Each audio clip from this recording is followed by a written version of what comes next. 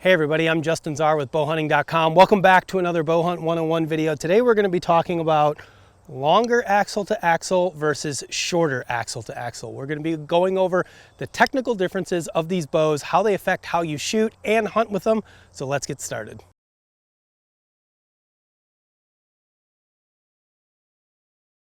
All right, first things first, let's talk about axle to axle length, what it is, how it affects the bow, and why it may affect what type of bow you want to use when you're out bow hunting. So axle to axle length, as the name implies, is the distance between the axles. Of course, the axles run through the cams or the wheels and run through the limbs, and they hold everything together. So the distance from this axle to this axle is going to be your axle to axle length naturally.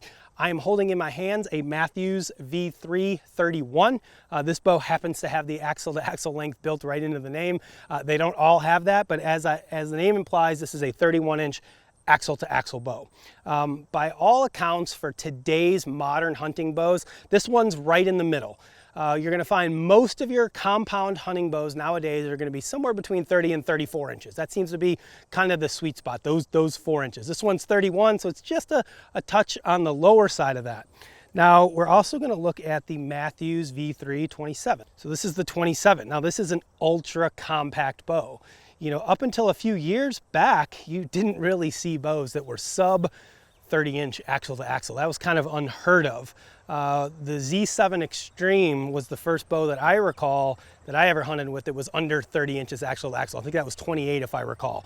But this is a 27-inch axle to axle bow. As you can see, it's significantly more compact than the already compact 31-inch bow, right? So, you know, if you were to look back, you know, many years ago when I started bow hunting, and I hate to admit it's been 25 years since I started bow hunting, you know, bows back in those days had very short risers, very long limbs.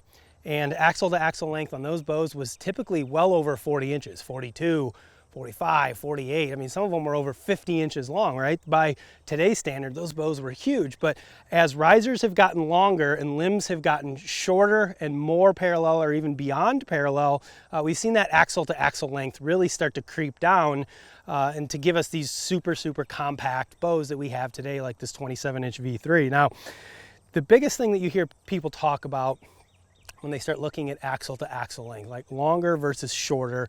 A lot of guys talk about forgiveness. They seem to believe that longer axle to axle bows are more forgiving. They're easier to shoot at long distances. They're accurate. There's a lot of things that people throw out there.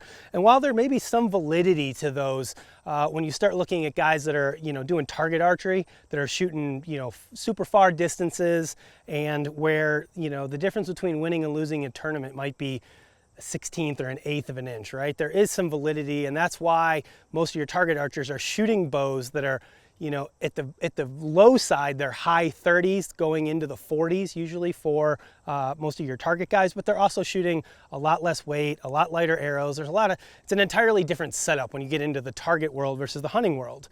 You know, in the hunting world, most of us, again, for the most part, I'm making some generalizations, are shooting 40 yards and in. For the vast majority of people. In fact, I don't know the last time I shot an animal over 30 yards. Most of my shots are going to be 20 yards and in.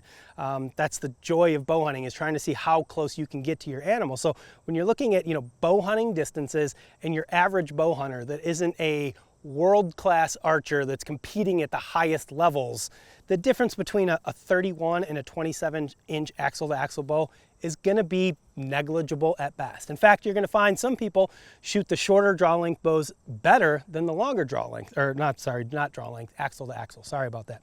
But in any case, it comes down to really personal preference and what you like the most. The biggest difference between these bows in the terms of how they feel and how they shoot is going to be the string angle.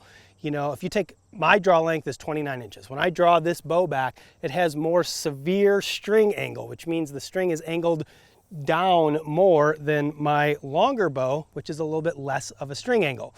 So it affects things like the height of your peep sight, your nose button, how the string lays across your face, your nose, the corner of your mouth, like all those angles change between these different bows. So it's important to just find the one that you like the most, that fits you the best, it feels more comfortable, and that you shoot the best. Now, A couple other things to take into consideration is going to be your hunting style.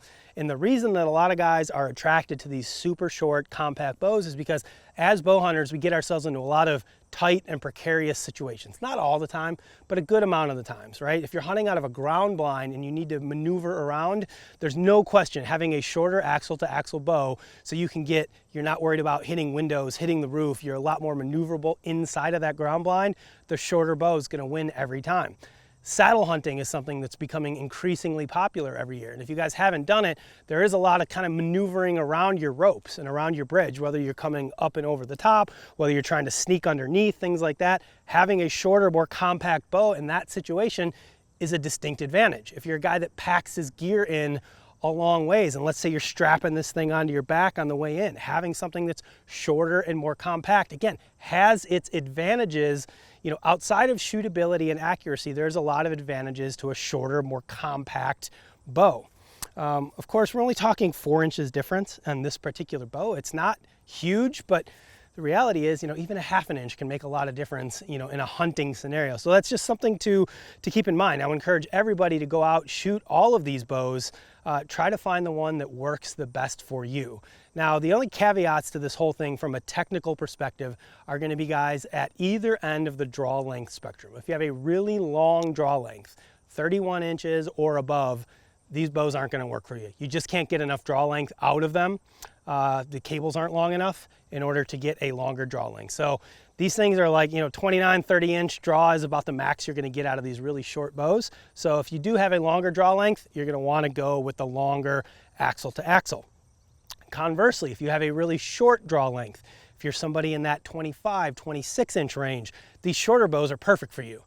They work really, really well, and they actually go down to lower draw lengths than the longer axle to axle bows. So from a technical perspective, it's important to keep in mind when you're going bow shopping what your draw length is, because that will dictate kind of which direction you want to go. But for most of us that are going to be in the middle, 27 to let's say 29.5, 30 inches, right in that range, either one of these bows is going to shoot just fine for you. It's really a matter of personal preference. And I know some of you guys aren't going to like that. A lot of times you watch these videos and you want a winner, right? Which one's better, the longer or the shorter? The reality is they're both great. They both get the job done. They both shoot very, very accurately, and they're more than capable of harvesting any animal you shoot with them.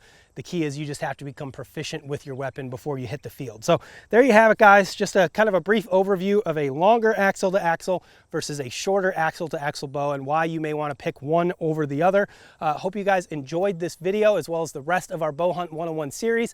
If you have any questions, comments, or concerns or ideas for other videos you'd like us to make, feel free to leave those comments below.